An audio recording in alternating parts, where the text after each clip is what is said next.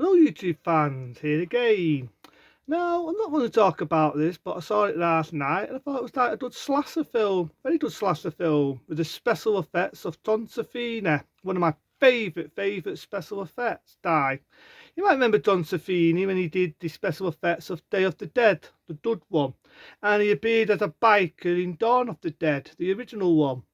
He was also in Dusk to Dawn, which funny enough I thought it was the same character because he played a biker in that. Well, he did the special effects for the Prowler. That's right, the Prowler. Now, for people that don't know what the Prowler is, it was a slasher film shot in 1981. Say that again, 1981. And the funny thing is, like most of my films I've done before, it has two titles. In the UK, it was called The Rosemary's Killer, and in America it was called The Prowler, right?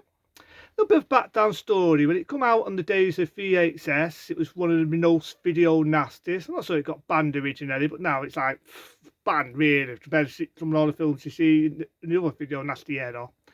But originally it got banned, it was a video nasty. But the thing is, right, if you're going to watch it, watch the one called The Prowler, the American version, because the Rosemary's Killer is slightly timmed down. It's cut a little bit down in the blood and gore department and the violence. But I do think it's due. If you ever see the original VHS, it's like good one actually, because it does have original trailers, which started surprising for the early 80s.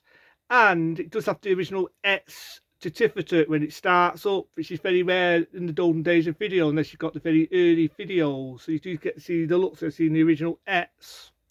But again, it's like the Tims. I would go for the Prowler.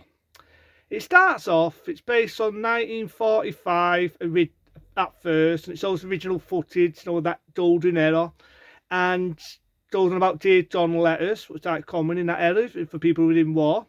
And you get a letter, you got an idea, someone's got a Dear John, and the door is called Rosemary. Now again, it's in 1945, you've got a couple making out, and you get a couple getting killed by a meat fart.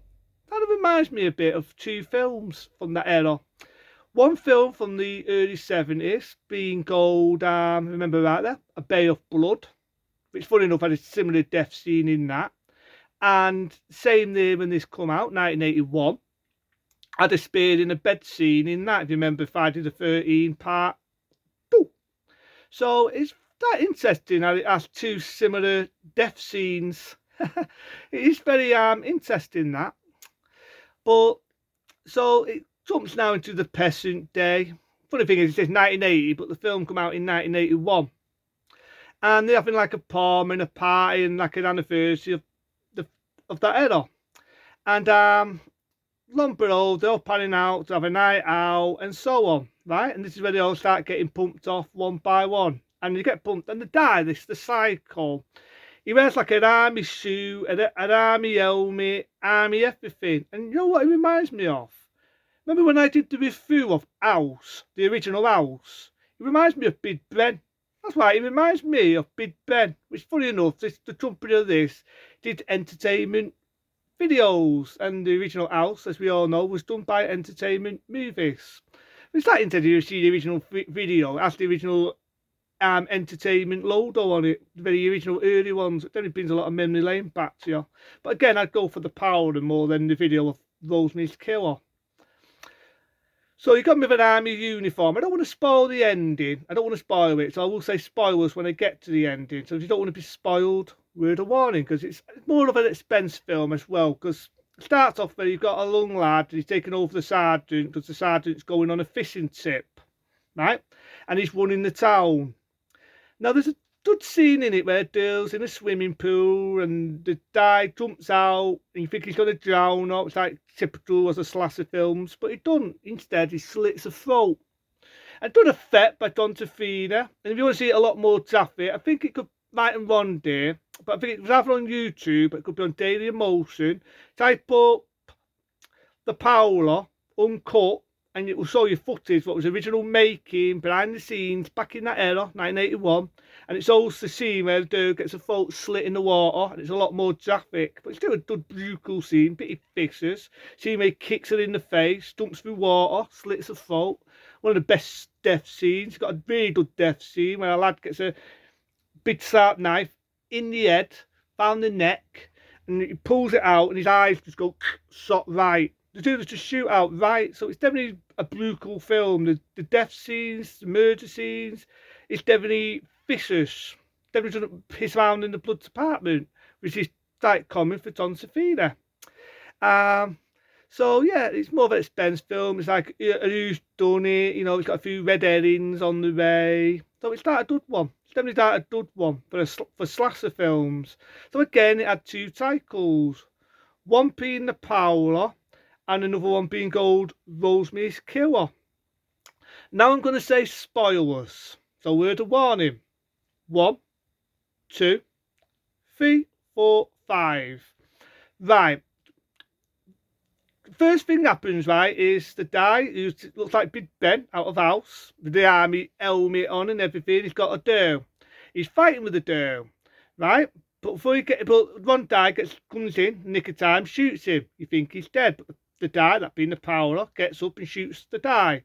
Tries to attack the doe again, gets the mask off, and then you find out it was the sergeant. The sergeant that went on the fishing trip. He's the killer. He's the killer. But there's a good scene, they're fighting with a shotgun, he blasts it on his side of his neck, and it's a good head shot here, really. It's one of the best head explosions since slasher history. The head just goes and blows right up. Does have a jump scare ending, because there's the scene I said where there's one girl, she's having a shower before he got killed. She gets meat fought in the test, not as gruesome as the other deaths. Good bit in it where the killer puts a rose on her forehead after he killed her.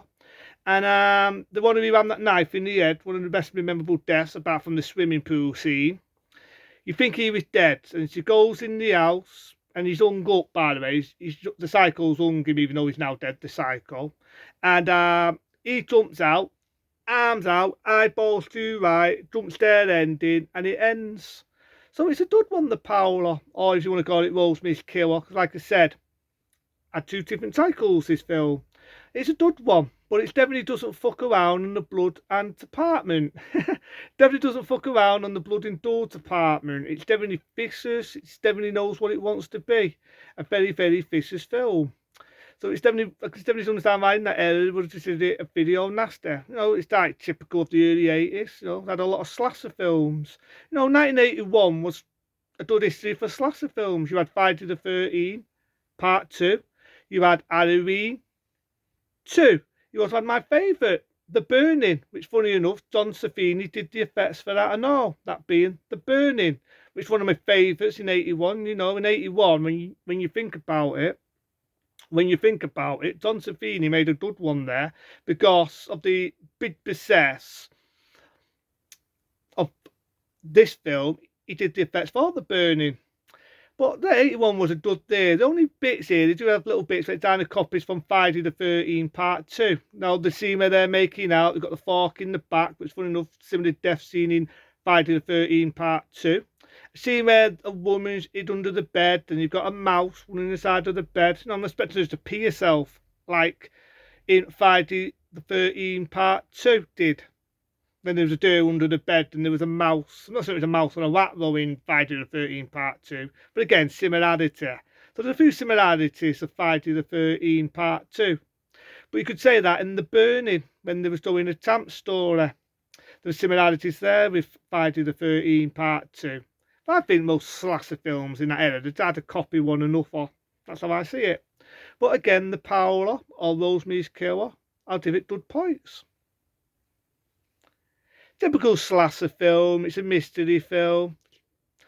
Not Oscar-worthy, but if you want to see blood and gore and pretty gruesome death scenes and good effects by Don Safina, good hour of your time. Watched it last night.